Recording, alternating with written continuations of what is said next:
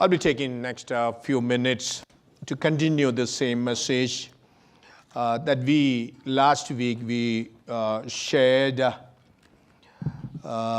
which was from First Peter chapter 4. We meditated last week from verse 1 to 10. Let's read verses 10 through 12, two verses. ഒന്ന് പത്രോസിൻ്റെ ലേഖനം 4-ാം അധ്യായത്തിൻ്റെ 10 മുതൽ 12 വരെയുള്ള വാക്യങ്ങൾ നമുക്ക് അല്പസമയത്ത് ചിന്തയ്ക്കായിട്ട് വായിക്കാമല്ലോ.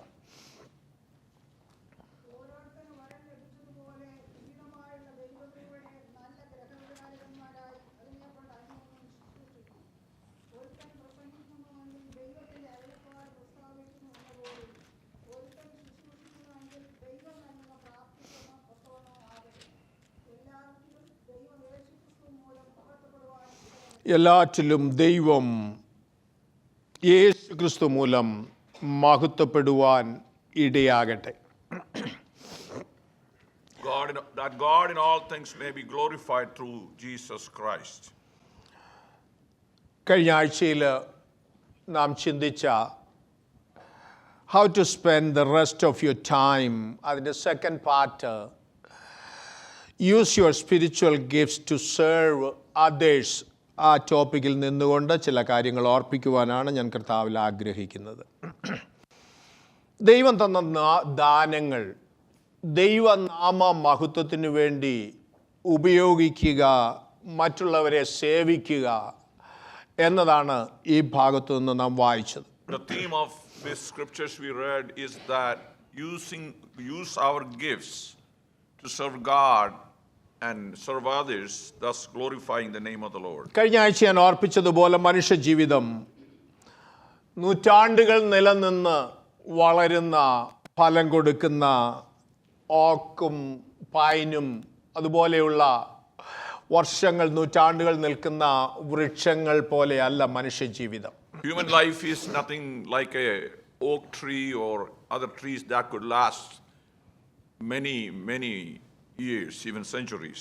കാലിഫോർണിയ നാഷണൽ ഫോറസ്റ്റിൽ ഒരു ഏതാണ്ട് 5000-ഓളം വർഷം പഴക്കമുള്ള പൈൻ ട്രീ വിഭാഗത്തിൽപ്പെട്ട ബ്രിസിൽകോൺ പൈൻ എന്ന് അറിയപ്പെടുന്ന ഒരു വൃക്ഷമുണ്ട്. അതിന് ഏതാണ്ട് 5000 വർഷം പഴക്കമുണ്ടെന്നാണ് ചരിത്രം പറയുന്നത്.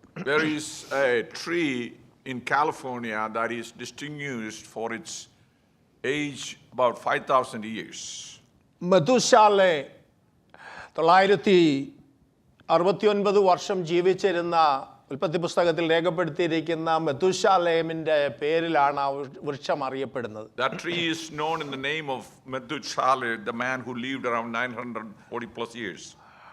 5000-ലധികം പഴക്കമുള്ള വർഷങ്ങൾ പഴക്കമുള്ള മറ്റു വൃക്ഷങ്ങൾ ഉണ്ടെന്നൊക്കെ അഭിപ്രായങ്ങളും അതിനെക്കുറിച്ച് പല റിപ്പോർട്ടുകളും ഒക്കെ ഉണ്ട്. എന്നാൽ മനുഷ്യനെക്കുറിച്ച് ദൈവം പറയുന്നത് മനുഷ്യൻ വെറും പുല്ലിന് സമാനമായിട്ടുള്ള, വാടിപ്പോകുന്ന പൂവിന് സമാനമായിട്ടുള്ള ജീവിതമാണെന്ന ബൈബിൾ മനുഷ്യ ജീവിതത്തെക്കുറിച്ച് പറയുന്നത്. But Bible says about human life that we are like grass and flower that withereth. അങ്ങനെയുള്ള ക്ഷണഭംഗുരമായ 4 വിരൽ നീളം മാത്രമുള്ള ഒരു ചെറു ജീവിതത്തിൻ്റെ നല്ലൊരു ജീവിതം, നല്ലൊരു ഭാഗം ഞങ്ങൾ പലരും ജീവിച്ച് കഴിഞ്ഞു. So the small life that God has given us, some of us have already lived through the best part of it. ഏറ്റക്കുറച്ചിലുകളുണ്ട്, എന്നാൽ ഇനിയുള്ള കാലം നമുക്ക് നഷ്ടപ്പെടുത്താൻ നമ്മുടെ മുമ്പിൽ സമയമില്ല. But the point is that we have no time to waste before us. അലസരായിരിക്കുവാൻ നമ്മുടെ മുമ്പിൽ ഇനി സമയമില്ല. We don't have any time to be lazy in life. അതുകൊണ്ടാ ഇനിയുള്ള കാലം എങ്ങനെ ജീവിക്കണമെന്ന് പത്രോസ് അപ്പോസ്തലൻ ഇവിടെ ഓർപ്പിച്ചിരിക്കുന്നു. So Peter is reminding us how do we spend the rest of our lives. കഴിഞ്ഞ ദിവസം നമ്മൾ ചിന്തിച്ച കാര്യങ്ങൾ ഒന്നുകൂടെ ഓർപ്പിച്ചിട്ട് അടുത്ത ഭാഗത്തേക്ക് കടക്കുവാനായിട്ട് ആഗ്രഹിക്കുക. തുടർന്നുള്ള ഭാഗം നമ്മുടെ പാപം നിമിത്തം ക്രിസ്തു ജഡത്തിൽ കഷ്ടം അനുഭവിച്ചതുകൊണ്ട് പാപം വിട്ട് ജീവിക്കണമെന്ന് കഴിഞ്ഞ ആഴ്ച ഞാൻ ഓർപ്പിച്ചു. The idea that since Christ suffered in his flesh for our sins, we should move away from a sinful life and live a sinless life. മറ്റൊരർത്ഥത്തിൽ പറഞ്ഞാൽ യേശു ജീവിച്ചതുപോലെ ജീവിക്കണം, ക്രിസ്തുവിനെ പോലെ ജീവിക്കണം. And we need to pursue a life like Christ lived. പാപം വിട്ടൊഴിഞ്ഞ് ജീവിക്കുവാനുള്ള മാർഗമാണ്, അതിനുള്ള വഴിയാണ് അടുത്ത 7 മുതൽ 11 വരെയുള്ള വാക്യങ്ങളിൽ പത്രോസ്ലീഹ അധ്യായത്തിൽ And ഓർപ്പിച്ചിരിക്കുന്നത്. from 7 through 11 verses in the same chapter, Apostle Peter is reminding how do we live once we leave sin behind. 7-ാം വാക്യത്തിൽ എല്ലാറ്റിൻ്റെയും അവസാനം സമീപിച്ചിരിക്കുന്നു എന്ന് നാം വായിക്കുന്നുണ്ട്. In verse 7 we read, but the end of all things is at hand. പാട്ടുകാരൻ പാടുന്നത് പോലെ ഇന്നലേക്കാൾ ഇന്ന് ഞാൻ പ്രിയൻ നാടിനോട് ഏറ്റവും അടുത്തു എന്നുള്ള ചിന്തയോട് നാം ജീവിക്കണം. And as the song says that we are closer to our eternal home than yesterday, and we should live in that mindset. കർത്താവ് വരുന്നു. ഈ കഴിഞ്ഞ ദിവസങ്ങളൊക്കെ നമ്മുടെ പ്രസംഗ വിഷയങ്ങളിൽ കർത്താവിൻ്റെ മടങ്ങി വരവ്, രണ്ടാം വരവെന്നുള്ളതായിരുന്നു നമ്മുടെ theme. We thought about the coming of our Lord. അപ്പോൾ നിങ്ങൾ ചോദിക്കാം, പാസ്റ്ററെ എന്തിനാ അങ്ങനെയാണെങ്കിൽ കർത്താവ് ഇമ്മീഡിയറ്റ് ആയിട്ട് വരുമെങ്കിൽ, ഇമ്മിനൻ്റ് ആണെങ്കിൽ എന്തിനാ നമ്മൾ ഈ ചർച്ച് ബിൽഡിങ്ങിനെ കുറിച്ചൊക്കെ ചിന്തിക്കുന്നത്, പ്ലാൻ ചെയ്യുന്നതെന്നൊക്കെ ചോദിക്കാം. And we may think, why, if the coming of the Lord is so imminent, why are we planning for permanent structures on earth? തീർച്ചയായിട്ടും കർത്താവ് മടങ്ങി വന്നതിന് ശേഷം അന്തിക്രിസ്തുവിന് ആരാധിക്കാൻ വേണ്ടിയുള്ളതല്ല, കർത്താവ് വരുന്നവരെ ദൈവജനത്തിന് സ്വാതന്ത്ര്യമായി ദൈവത്തെ ആരാധിക്കുവാൻ കടന്നു വരുവാൻ ഒരു പ്രാർത്ഥനാലയം ഈ പട്ടണത്തിൽ അത്യാവശ്യമാണ്. അതാണ് നാം പ്ലാൻ ചെയ്യുന്നത്. Our desire for a place to worship is not to plan this for the Antichrist to do anything, but for us to worship until the coming of the Lord. കഴിഞ്ഞ ദിവസം ഒരു ദൈവദാസൻ പറഞ്ഞതുപോലെ, plan like Jesus not coming for the next 10 years and live like Jesus will come at any moment. അതായിരിക്കണം നമ്മുടെ കാഴ്ചപ്പാട്. കർത്താവിൻ്റെ വരവ് സമീപമായതുകൊണ്ട് 2 കാര്യങ്ങൾ ചെയ്യണമെന്ന ഈ ഭാഗം നമ്മെ ഓർപ്പിക്കുന്നത്. There are 2 things we need to do as the coming of the Lord is at hand. ഒന്ന്, നമ്മുടെ ജീവിതം കാക്കണം. We should keep our lives 2, sinless. സമയം തക്കത്തിൽ We ഉപയോഗിക്കണം. should use our time properly. അജ്ഞാനികളായിട്ടല്ല, ജ്ഞാനികളായിട്ട് ജീവിക്കണം. We should not be ignorant, but we should live in the full knowledge of the time. കണ്ണടച്ചല്ല, കണ്ണ് തുറന്ന് ജീവിക്കണം. We shouldn't close our eyes and spend our life, but we should keep our eyes open. ചുറ്റുപാട് നടക്കുന്ന കാര്യങ്ങളെക്കുറിച്ച് ഒരു നല്ല We ബോധമുണ്ടായിരിക്കണം. should have a clear understanding of what is taking place around us. നോഹയുടെ കാലഘട്ടത്തെക്കുറിച്ച് നമ്മൾ കഴിഞ്ഞ ദിവസം ചിന്തിച്ചു. ആ കാലഘട്ടത്തെക്കുറിച്ച് പറഞ്ഞിരിക്കുന്നത് ജലപ്രളയം വന്ന് എല്ലാവരെയും മൂടിക്കളയുവോളം അവരറിഞ്ഞതുമില്ല. And we read, like in the life of Noah, until the flood came, the wicked people of the earth didn't even know it was coming. ചുറ്റുപാട് നടക്കുന്ന കാര്യങ്ങളെ സൂക്ഷ്മമായിട്ട് അറിഞ്ഞ് വചനത്തിന്റെ വെളിച്ചത്തിൽ നാം വന്നിരിക്കുന്ന കാലഘട്ടം ദുഷ്കാലമാണെന്ന് മനസ്സിലാക്കി നന്നായി ജീവിതത്തെ ക്രമീകരിക്കുവാൻ നമുക്ക് We കഴിയട്ടെ. should live our life knowing, discerning the times that we live in, and we are living in an evil and wicked time. എഫെസ്യ ലേഖനം 5:14 മുതലുള്ള വാക്യങ്ങൾ നമ്മൾ വായിച്ചാൽ ആ ഭാഗത്തേക്ക് നമുക്ക് കടന്നു വരാം. ഒന്ന് വായിക്കണമേ. Ephesians chapter 5 verse 14 through. ഉറങ്ങുന്നവനെ ഉണർന്ന് മരിച്ചവരുടെ ഇടയിൽ നിന്ന് എഴുന്നേൽക്ക, ക്രിസ്തു നമ്മുടെ മേൽ പ്രകാശിക്കും. അടുത്ത വാക്ക്, സൂക്ഷ്മത്തോടെ അജ്ഞാനികളായിട്ടല്ല ജ്ഞാനികളായിട്ടത്ര നടപ്പാൻ നോക്കുവിൻ, ഇത് ദുഷ്കാലമാകയാൽ സമയം തക്കത്തിൽ ഉപയോഗിച്ചുകൊള്ളുവീൻ. ബുദ്ധിഹീനരാകാതെ കർത്താവിൻ്റെ ഇഷ്ടം ഇന്നതെന്ന് അറിഞ്ഞുകൊള്ളുവീൻ. അടുത്ത കാര്യങ്ങൾ നമുക്കറിയാം. അതുകൊണ്ട് എന്ത് നമ്മൾ ചെയ്യണം, എന്ത് ചെയ്യരുതെന്നൊക്കെയാ പൗലോസ്ലീഹ അവിടെ ഓർപ്പിച്ചിരിക്കുന്നത്. എന്നാൽ ഇത് ദുഷ്കാലമാണെന്നുള്ളത് നമ്മുടെ വേൾഡ് ന്യൂസ് വാച്ച് ചെയ്യുന്നവർക്കൊക്കെ നന്നായിട്ട് അറിയാം. നമ്മൾ വന്നിരിക്കുന്ന ഒരു ഡേഞ്ചറസ് ടൈമാണ്, ഒരു ദുഷ്കാലത്ത് നമ്മൾ വന്നെത്തിയിരിക്കുക.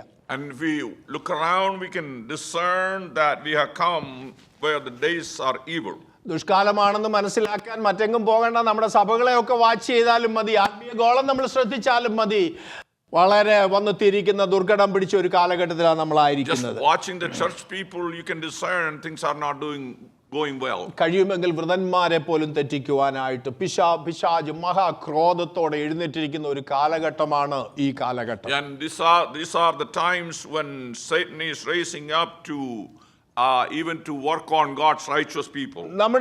നമ്മുടെ പാതയിൽ അനേകം കുഴികൾ കുരുക്കുകൾ വെച്ച് പിശാച് കഴിയുമെങ്കിൽ വൃതന്മാരെ പോലും വീഴിക്കുവാനായിട്ട് പ്ലാനുകൾ പദ്ധതികൾ തയ്യാറാക്കുന്ന കാലഘട്ടമായത്. We live in a time where Satan is devising so many schemes to trap even the God's saints. Social മീഡിയയിലും വാട്സപ്പിലും യൂട്യൂബിലും അങ്ങനെയുള്ള ഇന്റർനെറ്റിൽ ഒരുപാട് ചതിക്കുഴികളുണ്ടെന്ന് ദൈവമക്കൾ We മനസ്സിലാക്കണം. need to know there are so many traps just all around us, the internet that we use and all the social media that we use. എനിക്ക് തോന്നുന്നു നമ്മുടെ മലയാളികൾ കേരളത്തിലുള്ളവരെയും മലയാളികളെയുമാണ് ഏറ്റവും കൂടുതൽ ഈ ട്രാപ്പിൽ വീഴുന്നതെന്ന് എനിക്ക് തോന്നുന്നു. I think mostly our Malayali people are deceived and fall into this trap of many schemes in social media. അടുത്ത കാലഘട്ടങ്ങളിൽ നമ്മൾ വാച്ച് ചെയ്ത പല ന്യൂസ് മീഡിയകളും ഒക്കെ റിപ്പോർട്ട് ചെയ്തതനുസരിച്ച് ലക്ഷക്കണക്കിന് കോടിക്കണക്കിന് രൂപയാണ് ഇങ്ങനെയുള്ളതായ ട്രാപ്പ് വഴി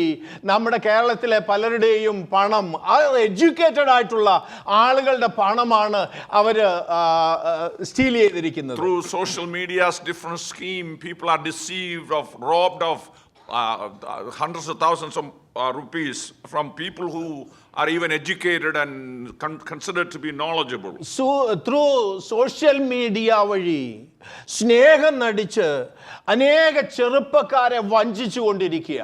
And social media is in the name of love. So many young people are misled through social media. അനേകരെ ഡ്രഗിന് അടിമപ്പെടുത്തി ഡ്രഗ് ഡീലേഴ്സ് ആക്കി മാറ്റി ബിസിനസ്സിന് പണമുണ്ടാക്കുവാനുള്ള മാർഗങ്ങളൊക്കെ കണ്ടുപിടിച്ച് അനേകര് ഈ ചതിക്കുഴികളിൽ വീണുകൊണ്ടിരിക്കുക. Many are using wrong ways like drug dealing and all to make money and to be rich. നമ്മുടെ ചെറുപ്പക്കാരൊക്കെ വളരെ നല്ല ചെറുപ്പക്കാരാ, എന്നാലും ഒരു വാക്കുകൂടെ ഞാൻ പറയാം, വളരെ കരുതലോടെ വളരെ ശ്രദ്ധയോടെ നമ്മുടെ കുഞ്ഞുങ്ങൾ കോളേജിലും സ്കൂളിലും അവരുടെ സ്കൂളുകളിലെ ഓരോ ദിവസത്തെയും ജീവിതം വളരെ ഒരു ദൈവ പൈതൽ എന്നുള്ള ബോധ്യത്തോടുകൂടെ ജീവിക്കേണ്ടത് അത്യാവശ്യം. I also want to remind and caution our young people, even though you are good folks, we want to caution you to be careful from not falling into any of this kind of traps. ചെറുപ്പക്കാരോട് മാത്രമല്ല മാതാപിതാക്കളോടും പ്രത്യേകം ഞാൻ ഓർപ്പിക്കുക, കുഞ്ഞുങ്ങളെ പ്രത്യേകം ശ്രദ്ധിക്കുക. And our parents need to be careful in advising and leading out. നമ്മുടെ കുഞ്ഞുങ്ങളെല്ലാം നല്ല കുഞ്ഞുങ്ങളാണ്, അവർ നല്ല മാതൃകയോടാണ് ഇതുവരെ ജീവിക്കുന്നത്.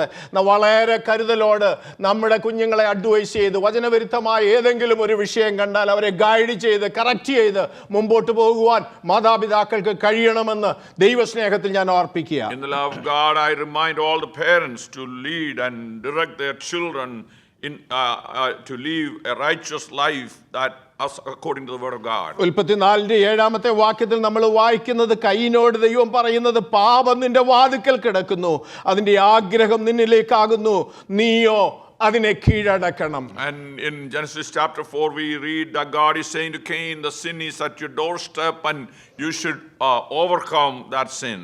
നമ്മൾ കടന്നു വന്ന കൊച്ചു കേരളം വന്യജീവികളെ കൊണ്ട് നിറഞ്ഞിരിക്കുന്ന ഒരു കാലഘട്ടമാണ്. And the little Kerala that we came from are filled with wild animals.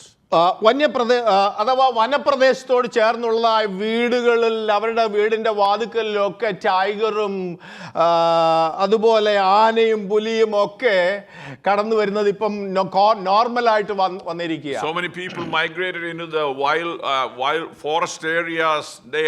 Now it's a daily incident that all these wild animals come to people's place.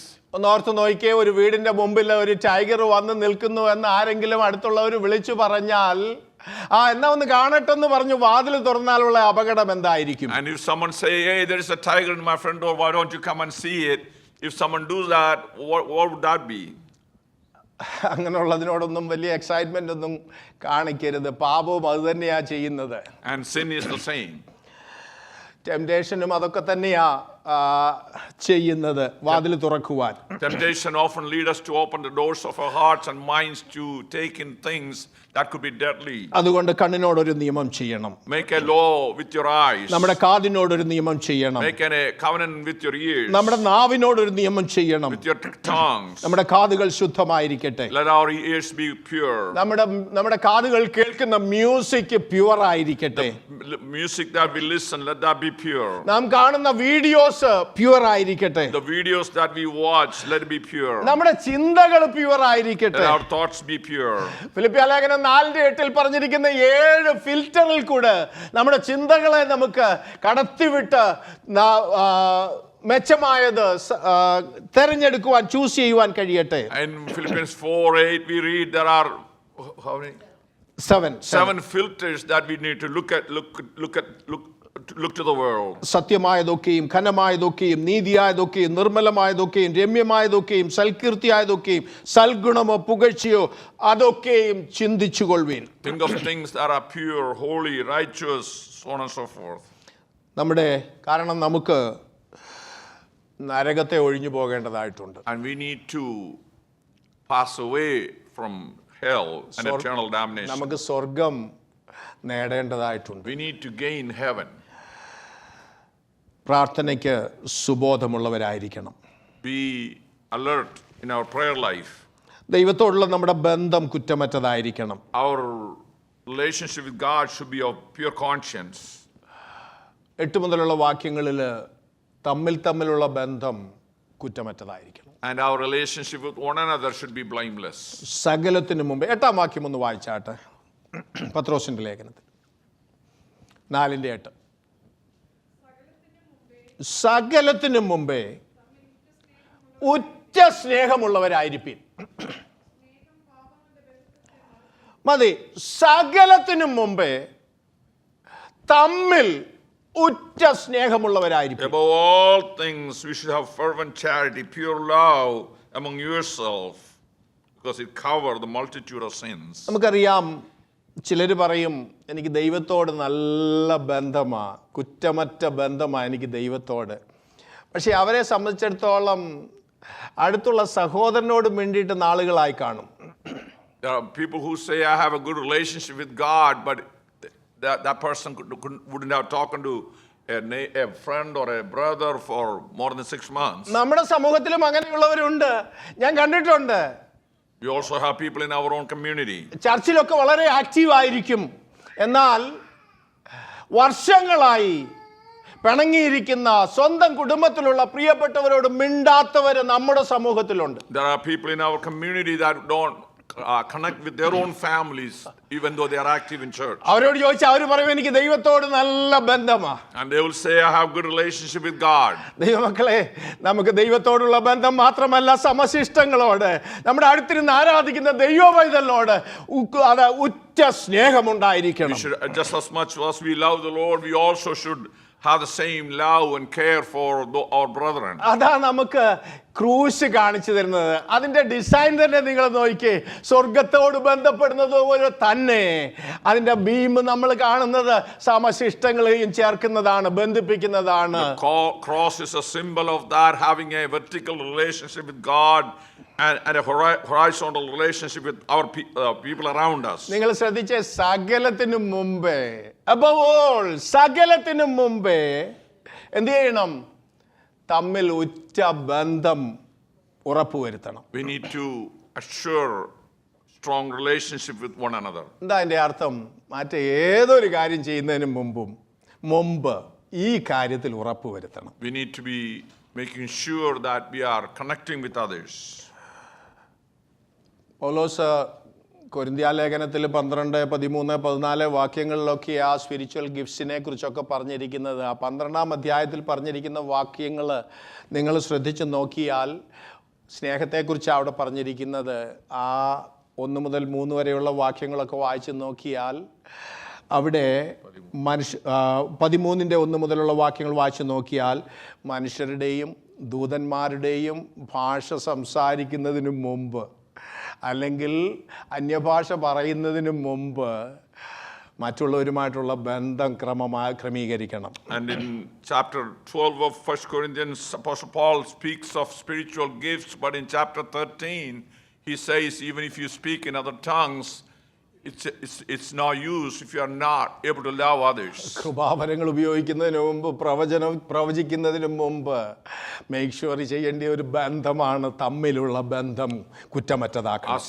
Even before we exercise our spiritual gifts, it's important that we should love one another. സകലവും വിറ്റ് ദരിദ്രർക്ക് കൊടുക്കുന്നതിന് മുമ്പ്, അല്ല ദൈവസഭയ്ക്ക് കൊടുക്കുന്നതിന് മുമ്പ് ആദ്യം ചെയ്യേണ്ടതാണ് തമ്മിലുള്ള ബന്ധം സ്നേഹം കുറ്റമറ്റതായി. Even before you give away everything you have to the church or somebody else, we should love one another. എല്ലാവരോടും സമാധാനം ആചരിച്ച് ശുദ്ധീകരണം Be പ്രാപിപ്പാൻ at peace with one another. ദൈവം തന്നിരിക്കുന്ന കഴിവുകൾ, താലന്തുകൾ എങ്ങനെ പൊതുപ്രയോജനത്തിനായി ഉപയോഗിക്കണം എന്നതാണ് 10 മുതൽ നമ്മൾ വായിക്കുന്ന വാക്യങ്ങൾ. Verse 10 through 12 that we read, how do we use our talents that God has given to us? 10-ാം വാക്യം നിങ്ങളൊന്ന് ശ്രദ്ധിച്ചേ. ഓരോരുത്തന് വരം ലഭിച്ചതുപോലെ. We read in verse 10, as even man has received the gift. ഓരോരുത്തന് വരം ലഭിച്ചതുപോലെ എന്ന് പറഞ്ഞാൽ എല്ലാവർക്കും ദൈവം വരം തന്നിട്ടുണ്ട്. That means God has given gift to everybody. ആർക്കും എനിക്ക് ഒരു ഗിഫ്റ്റും തന്നിട്ടില്ലെന്ന് പറയാനായിട്ട് കഴിയത്തില്ല. And you cannot say, I don't have any gifts. Each one has received a spiritual gift.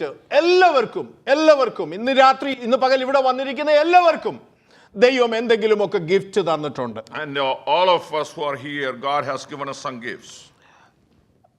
നമുക്കറിയാം ഏറ്റവും വലിയ ദൈവം തന്ന ഏറ്റവും വലിയ ഗിഫ്റ്റ് എന്ന് പറയുന്നത് രക്ഷയാണ്. Salvation is the greatest gift that God has given to us. യേശുവിനെ രക്ഷകനായി അംഗീകരിച്ച രക്ഷ പ്രാപിച്ച ഒരു ദൈവപൈതൽ നൽകിയിരിക്കുന്ന രണ്ടാമത്തെ ഏറ്റവും വലിയ ഗിഫ്റ്റ് എന്ന് പറയുന്നത് പരിശുദ്ധാത്മാവ് എന്ന ഗിഫ്റ്റാണ്. And those who have received Christ and for them having Holy Spirit, being filled in the Holy Spirit is the next greatest gift. നമ്മെ സംബന്ധിച്ചിടത്തോളം, രക്ഷിക്കപ്പെട്ട നമ്മെ സംബന്ധിച്ചിടത്തോളം പരിശുദ്ധാത്മാവിനെ മാത്രമല്ല പരിശുദ്ധാത്മാവിൽ കൂടെയുള്ള ഗിഫ്റ്റ് നമ്മൾക്ക് പ്രാപിച്ചവരാ. And not only that we receive the Holy Spirit, but we also receive the gifts through the Holy Spirit. എന്തിനാ ഈ ഗിഫ്റ്റ് തന്നിരിക്കുന്നത്? എന്തിനാ പരിശുദ്ധാത്മാവിനെ നമുക്ക് തന്നിരിക്കുന്നത്, ദാനങ്ങൾ തന്നിരിക്കുന്നത്? അത് നാം മനസ്സിലാക്കണം. We should understand why God has given us the gifts. നമുക്ക് എല്ലാവർക്കും ഒരു ചിന്തയുണ്ട്, നമ്മളെ സ്വർഗത്തിൽ കൊണ്ടുപോകാൻ വേണ്ടി ആ കർത്താവ് രക്ഷയിലേക്ക് നയിച്ചതും കൊണ്ടുവന്നതും ഒക്കെ അങ്ങ് ചെന്നിട്ട് സ്വർഗസന്തോഷം അനുഭവിക്കണം. അതാ നമ്മുടെ മനസ്സിലുള്ള ചിന്ത. We often think that we are saved and living our life so that we will be in heaven. When we get there, we will rejoice. അത് മാത്രമല്ല, സ്വർഗത്തിൽ ചെല്ലുമ്പോൾ സന്തോഷമുണ്ട് അവിടെ. എന്നാൽ ഈ ഭൂമിയിൽ മറ്റുള്ളവരിൽ നിന്ന് വ്യത്യസ്തരാക്കുന്നതിന് നമ്മെ സ്വർഗീയ സന്തോഷം ഈ ഭൂമിയിൽ അനുഭവിക്കേണ്ടതിന് ദൈവം തന്നിരിക്കുന്ന ഗിഫ്റ്റാണ് പരിശുദ്ധാത്മാവെന്ന gift. Holy Spirit is the gift that God has given us, that not only when we get to heaven we enjoy the heavenly joy, but we should experience the same while we are on this earth. പരിശുദ്ധാത്മാവിലെ സന്തോഷം നമ്മുടെ ബലമാണ്. The joy of the Spirit is our strength. പരിശുദ്ധാത്മാവിന്റെ സന്തോഷം ഭക്ഷണവും പാനീയവുമല്ല, ദൈവാത്മാവിന്റെ സന്തോഷം, ആ ഒരു സന്തോഷം, സ്വർഗീയ സന്തോഷം നമ്മുടെ അകത്ത് ദൈവം തന്നിരിക്കുക. And God has given us that heavenly joy within us through the gift of the Holy Spirit. വ്യത്യസ്തങ്ങളായ ഗിഫ്റ്റ് തിരുവചനത്തിൽ ഓർപ്പിച്ചിട്ടുണ്ട്. There are many different manifold gifts that Bible is teaching us. 1 കൊരിന്ത്യർ ലേഖനത്തിൽ അതിന്റെ 12-ാം അധ്യായത്തിന്റെ 1 മുതലുള്ള ഭാഗങ്ങളിൽ നമുക്ക് ചില ഗിഫ്റ്റിനെ കുറിച്ച് പറഞ്ഞിട്ടുണ്ട്. പ്രത്യേകിച്ച് 7 മുതലുള്ള വാക്യങ്ങളിൽ, 7 മുതൽ 11 വരെയുള്ള വാക്യങ്ങളിൽ ഏതാണ്ട് 7 പ്രത്യേകമായ വരങ്ങളെ കുറിച്ച് പറഞ്ഞിട്ടുണ്ട്. And chapter 12 of 1 Corinthians 7 through 9, there are many gifts listed there. Can we read that 1 Corinthians chapter 12 verse 7 to 11?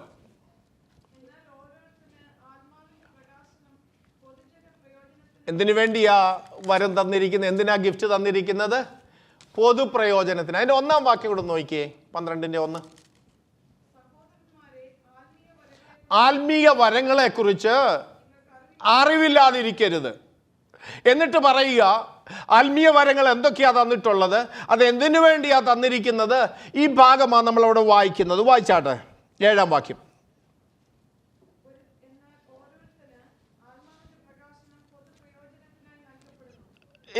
അത് നമുക്ക് പൊതുവിൽ പ്രയോജനപ്പെടുവാൻ വേണ്ടി തന്നിരിക്കുന്നതാ. അടുത്തത് ജ്ഞാനത്തിന്റെ വചനം, പരിജ്ഞാനത്തിന്റെ വചനം. യെസ്,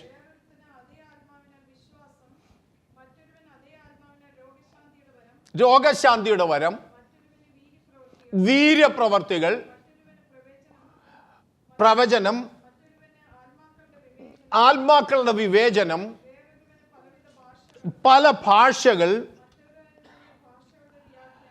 നോക്കൂ, ഇവിടെ എല്ലാം പറഞ്ഞിരിക്കുന്ന ഈ പറഞ്ഞിരിക്കുന്ന ഗിഫ്റ്റ്, ദാനങ്ങൾ നമുക്ക് തന്നിരിക്കുന്നത് പൊതുവിൽ അന്യോന്യം സെർവ് ചെയ്യുവാൻ വേണ്ടിയാ.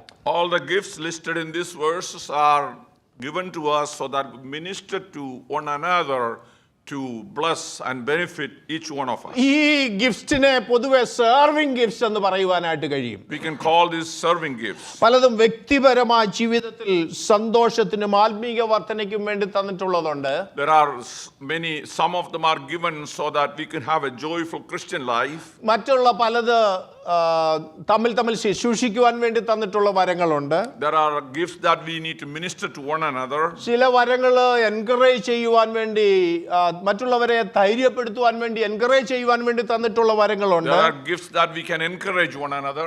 ഇതെല്ലാം പൊതു പ്രയോജനത്തിന് വേണ്ടി ദൈവം തന്നിരിക്കുന്ന ദാനങ്ങളാണ്, ഗിഫ്റ്റുകളാണ്. And these are all gifts given to bless and minister to others. 10-ാം വാക്യത്തിൽ നിങ്ങൾ നോക്കിയേ, അവിടെ പല ട്രാൻസ്ലേഷനിലും കൊടുത്തിരിക്കുന്ന പ്രത്യേകമായ പദപ്രയോഗങ്ങളൊക്കെ ശ്രദ്ധിച്ചാൽ, employ it in serving, minister it to one another, use it to serve as good managers, അങ്ങനെയൊക്കെ പല ട്രാൻസ്ലേഷനുകളിൽ ആ വാക്കുകൾ കൊടുത്തിട്ടുണ്ട്.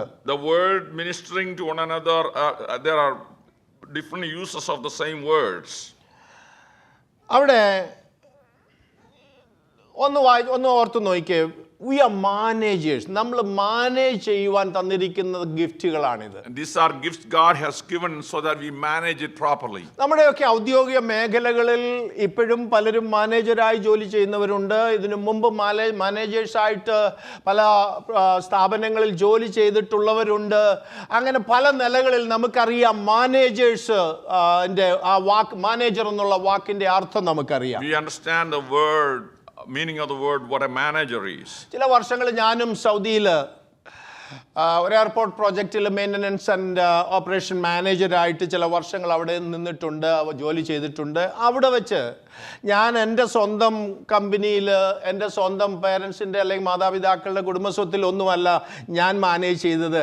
അറബിയുടെ അവരുടെ അസറ്റ്, അവരുടെ സ്വത്ത്, അത് കേടുകൂടാതെ, നഷ്ടപ്പെടുത്താതെ അതിനെ എങ്ങനെ ആ ഓണർക്ക് എങ്ങനെ പ്രോഫിറ്റ് ഉണ്ടാക്കാം എന്നുള്ള നിലയിലാണ് ഞാൻ അവിടെ പ്രവർത്തിച്ചത്. അതാ മാനേജരെ കൊണ്ട് ഉദ്ദേശിക്കുന്നത്. Pastor had experience managing in his work, and it was not his inheritance. He was managing property that belongs to other people. എന്നാൽ ആവോളം വിശ്വസ്തയോടെ ആ ജോലി ഞാൻ ചെയ്തിട്ടുണ്ട്, മേക്ക് ഷുവർ ചെയ്തിട്ടുണ്ട്. ആ പ്രോജക്റ്റിൽ ആ ഉടമസ്ഥന് അതുകൊണ്ടൊരു ലാഭം ഉണ്ടാകണം, അത് ഉണ്ടായിട്ടുമുണ്ട്. ഞാനിവിടെ പറഞ്ഞു വന്നത്, ഇവിടെ നമുക്ക് തന്നിരിക്കുന്നത്, നമ്മളെ മാനേജേഴ്സ് ആക്കിയിരിക്കുന്നത് ആത്മീയ വരങ്ങളുടെ മാനേജേഴ്സ് ആയിട്ടാണ്. God has appointed you and me as managers of spiritual gifts that God has given to us. അതൊന്നും നമ്മുടെ സ്വന്തമല്ല, That's not our own. ദൈവത്തിൻ്റെ ദാനമാണ്. They are the gifts of God. ആ ദാനം തന്ന ദൈവത്തിന് അതിനെക്കുറിച്ച് ഒരു ഉദ്ദേശമുണ്ട്. നാം അതിനെക്കൊണ്ട് നല്ല മാനേജേഴ്സായിട്ട് മാനേജ് ചെയ്യണം. അതിലൂടെ ദൈവത്തിൻ്റെ നാമത്തിന് മഹത്വം ഉണ്ടാകണം. അതുകൊണ്ട് ദൈവസഭ പണിയപ്പെടണം, ദൈവസഭയ്ക്ക് പ്രയോജനപ്പെടണം, എക്സ്പാൻഡ് ചെയ്യണം.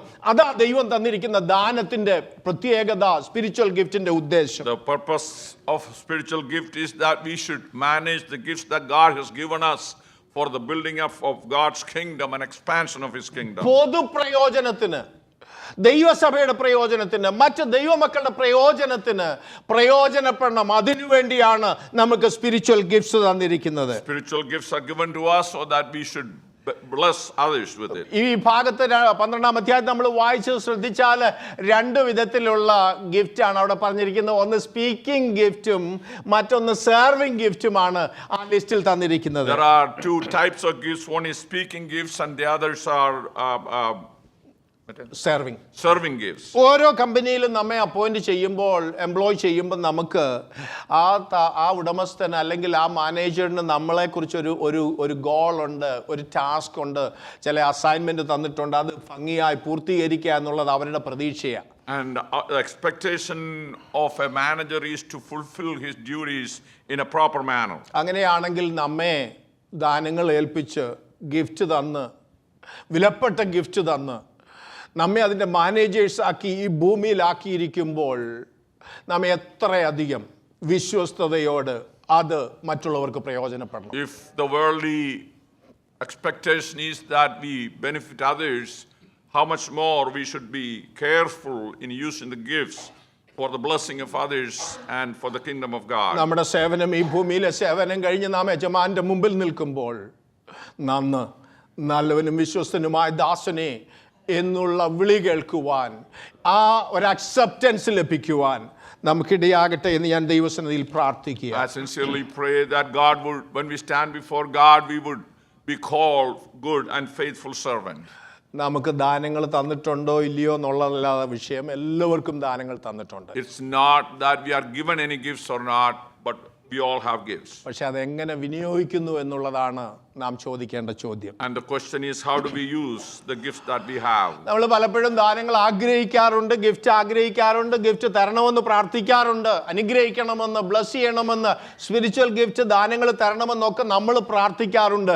അതോടൊപ്പം നമ്മൾ ചോദിക്കണം, അത് കിട്ടിയിട്ട് എന്തോ ചെയ്യാനാ? And we often pray for gifts, but we should ask the question, if I get it, what do I do with it?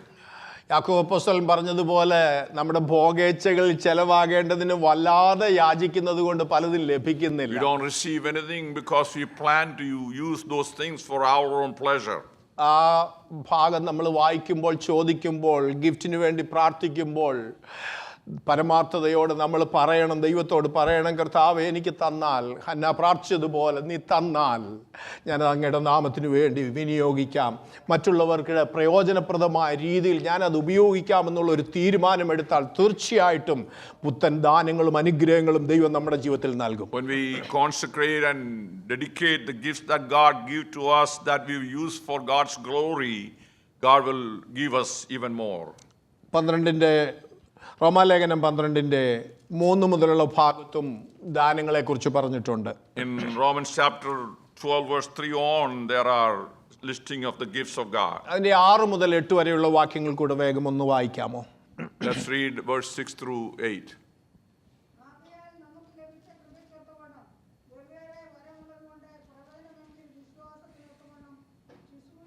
അവിടെ പ്രവചനമുണ്ട്, ശുശ്രൂഷയുണ്ട്. ശുശ്രൂഷയെങ്കിൽ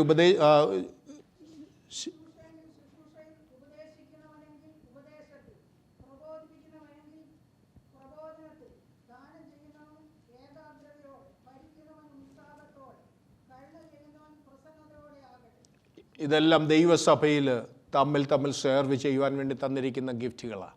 All these gifts are given so that we minister to one another. കണക്കുകൾ പറയുന്നത് വെറും 30% ആളുകൾ മാത്രമാണ് ദൈവസഭയിൽ അവരുടേതായ ഗിഫ്റ്റുകൾ ദൈവനാമ മഹത്വത്തിന് വേണ്ടി പൊതുപ്രയോജനത്തിനായി വിനിയോഗിക്കുന്നതെന്നാണ് പൊതുവിലുള്ളതായ ഒരു കണക്ക്. It's estimated that only around 30% of people in the church use their gifting for the blessing. അത് പൊതുവിലുള്ള പുറത്തുള്ള കണക്കുകളാണ്. And those are estimates from outside people. എനിക്ക് ആത്മാർത്ഥമായിട്ട് ഇന്ന് രാവിലെ നമ്മുടെ സഭയെക്കുറിച്ച് പറയുവാനായിട്ട് കഴിയും.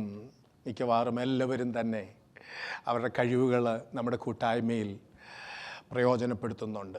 I can say that all our church, we are able to utilize the gifting for the blessing of God. നമ്മുടെ സഭ യുനിക്ക് സഭയാ. മറ്റ് സഭകൾക്കില്ലാത്തതായ ഒരുപാട് ഓപ്പണിങ്ങും പ്രവർത്തിക്കാനുള്ള മേഖലകളും ഒക്കെ നമ്മുടെ സഭയ്ക്കുണ്ട്.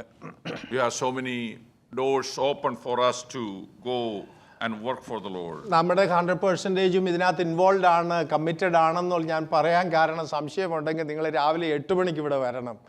8 മണി തൊട്ട് 1 മണി വരെ ഇവിടെ വാച്ച് ചെയ്യണം. ഓരോ യങ് ആൻഡ് ഓൾഡ് ഏതെങ്കിലുമൊക്കെ ഏരിയകളിൽ ഇൻവോൾവ് ആണ്.